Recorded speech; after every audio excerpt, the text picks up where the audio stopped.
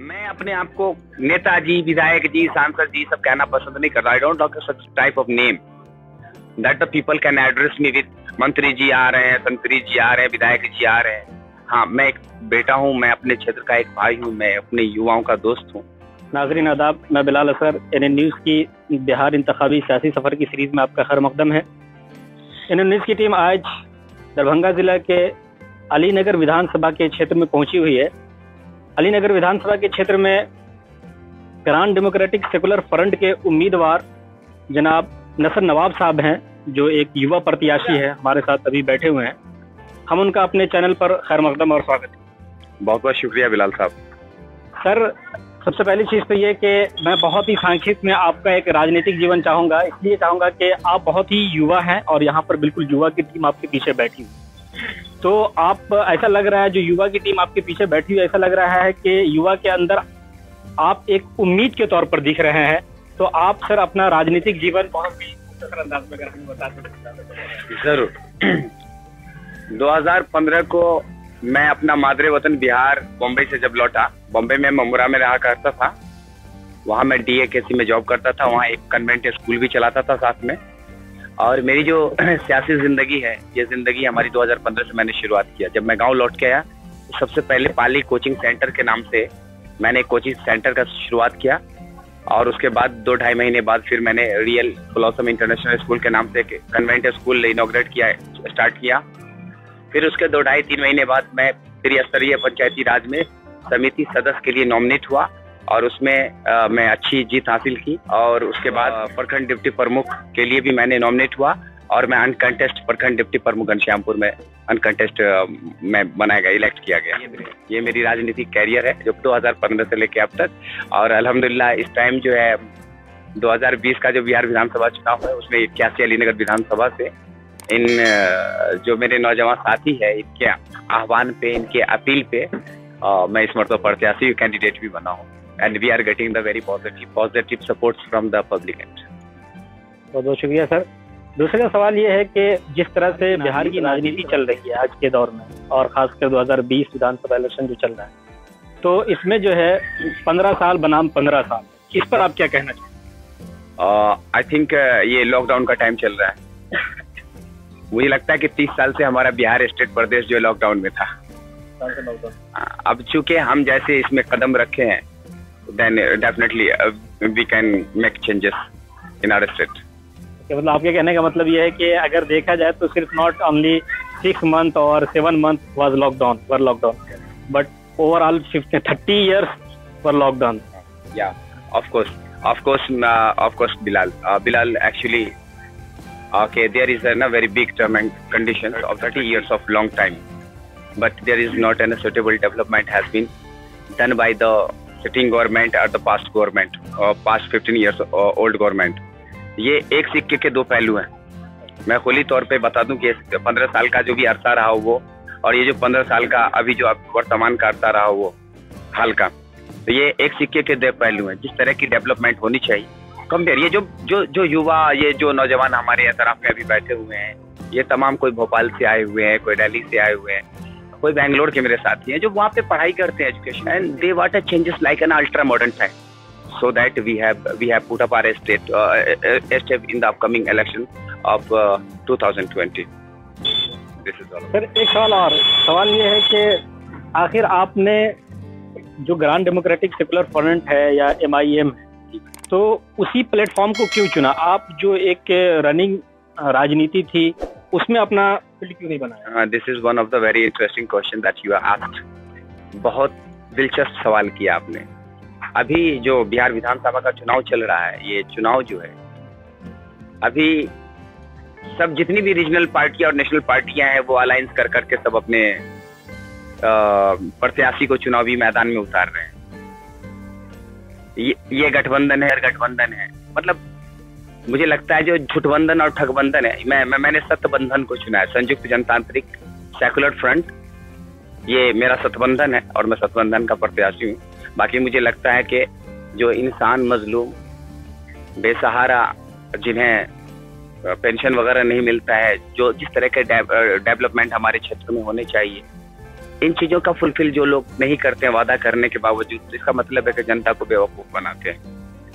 But हम लोग एक नई उम्मीद के साथ हम इसमें आए हैं, और सतबंधन जो हमारा संयुक्त जनतांत्रिक सेकुलर गठबंधन है, मैंने इसको सतबंधन के नाम से मैं पुकारता हूँ। मैं इसका प्रत्याशी हूँ और मुझे लगता है कि ये सतबंधन ही है जिसके सहारे से और जिसके प्रत्याशी जो है डेवलपमेंट विकास का काम करेंगे और समान दृष्टि से समाज के हर वर्ग के लोगों को देखेंगे, दिलो जान से करेंगे। वजह इसका ये है कि हम भाई इस मिट्टी पानी से हम बने हुए हैं, तो हम अपनी मिट्टी पानी के लिए कुछ भी करेंगे तो जी जान से करेंगे। दैट्स ऑल दैट, कि हम दिन रात एक करके अपने लिए करेंगे, अपने लोगों के लिए करेंगे। और दूसरी बात, हम हमारी जनरेशन के लिए करेंगे और अपकमिंग जनरेशन जो है उनके लिए हम करेंगे। सर एक सवाल और, आपके जो अलीनगर विधानसभा है उसके लिए आपका क्या विजन है और क्या रोड मैप है, जो आप अगर बनते हैं विधायक तो वो अलीनगर विधानसभा पाते हैं? Bilal, there is a two big issues, our public is just suffering with the two big issues. एक है एक बाढ़ का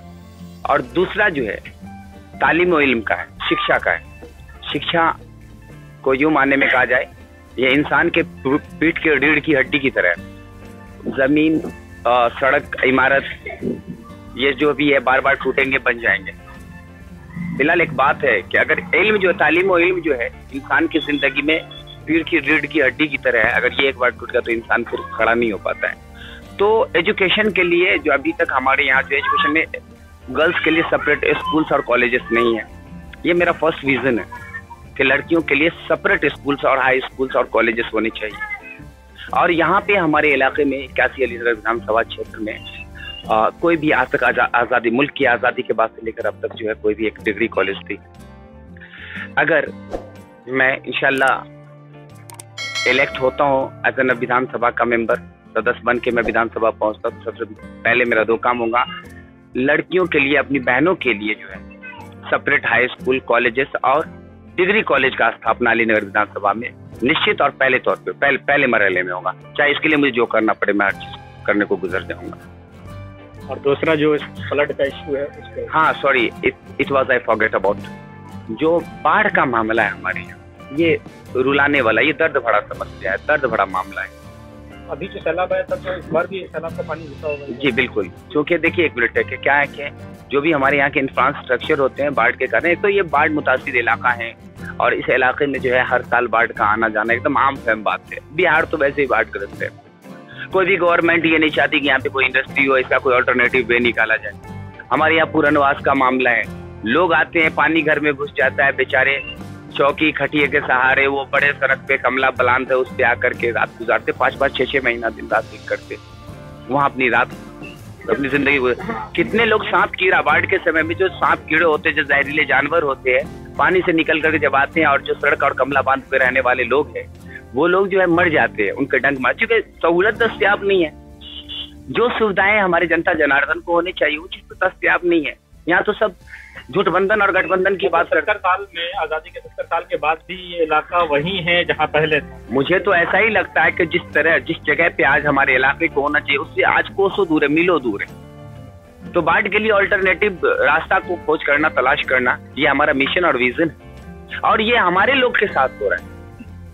मैं अपने आप को नेताजी, विधायक जी, सांसद जी सब कहना पसंद नहीं कर रहा। I don't talk such type of name that the people can address me with. मंत्री जी आ रहे हैं, संतरी जी आ रहे हैं, विधायक जी आ रहे हैं। हाँ, मैं एक बेटा हूँ, मैं अपने क्षेत्र का एक भाई हूँ, मैं अपने युवाओं का दोस्त हूँ, तो मैं उनके दर्द को जितने अच्छे से समझ सकता हूँ। मुझे नहीं लगता है कि आज जिस तरह के पॉलिटिशियन इलेक्ट होके जा रहे हैं वो इस तरह से सोचते होंगे, लेकिन एक बेटा, एक भाई, एक दोस्त जो अपने क्षेत्र का, वो इस तरह से इतनी गंभीरता से सोच सकता है। वो हर काम को दिल लगा के करेगा।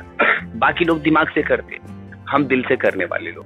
सर एक सवाल और, सवाल ये है कि अगर एजुकेशन का लेवल इधर बहुत कम है तो कहीं ना कहीं हेल्थ से रिलेटेड इश्यू भी इधर बहुत बड़ी प्रॉब्लम होगी। सर इस सिलसिले में आप क्या करेंगे यहाँ पे? मेरे विजन में ये तमाम चीजें इंक्लूड है। जहाँ तक आपने सवाल किया है हेल्थ का, तो इमारतें हैं, चूंकि इमारतें तो कॉन्ट्रैक्ट पे बनता है, ठेकेदार बनाते हैं। कितने का टेंडर आया, इतने रुपया का टेंडर आया, ठेकेदार को बेनिफिट से मतलब होता है, ठेकेदार बेनिफिट लेके चले जाते हैं। बिल्डिंग इमारतें हमारे यहाँ भी खड़ी, इधर घनश्यामपुर का पीएससी देख लीजिए, अलीनगर का देख लीजिए, तारडी प्रखंड का, चूंकि प्रखंड चिकित्सालय, इनका हाल यही है कि इमारतें जरूर खड़ी हैं बट जो उनके अंदर की सुविधाएं उससे महरूम है ये। और दर्द की बात ये है कि कुत्ते के काटने से, सांप के काटने से, ये लोग जब ऐसे लोग जो इस तरह से दुर्घटना होता है कुत्ता और सांप के काटने वाले लोग का, जब ये हॉस्पिटल पहुंचते तो ये वापस नहीं आते। एक उम्मीद लेके पहुंचते कि हम हॉस्पिटल जाएंगे और हमें वैक्सीन मिल जाएगा और उनकी जान बच जाएगी, लेकिन ये नदारत है। वो सिर्फ एक ही बात लिखते हैं, रेफर टू DMCH, जिला अस्पताल को, और यहाँ से 2 घंटे का डिस्टेंस है। हाँ, जिला अस्पताल, रास्ते में ही सबकी मौत हो जाती है, मौत हो जाती है। तो ये एक दर्द बड़ी बात है जिसको दिमाग से सोचने वाले तो एहसास नहीं कर पाएंगे, दिल से सोचेंगे तो उस दर्द को एहसास कर सकते हैं, क्योंकि हर किसी को जिंदगी एक बार मिलती है। कई तरह की घटनाएं मेरे हाथों में, कितने लोगों ने दम तोड़ा है हॉस्पिटल में। अच्छा, क्योंकि मैं हाल का तो डेप्टी प्रमुख भी तो हूँ। मैं तो 5 साल से, पिछले 5 साल से लगातार जो मैं सेवा तो दे रहा हूँ हम अपने समाज के लोगों का।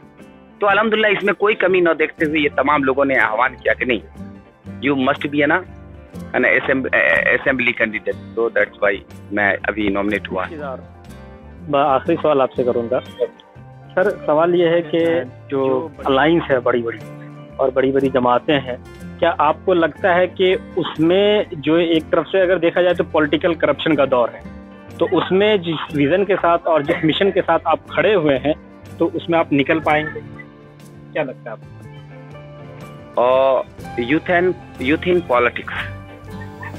अच्छा, नौजवान जो है ना, मुल्क की सरहद से लेकर के गांव, समाज और घर आंगन तक एक नौजवान, एक जवान ही तमाम हुक्म को बजा लाता है।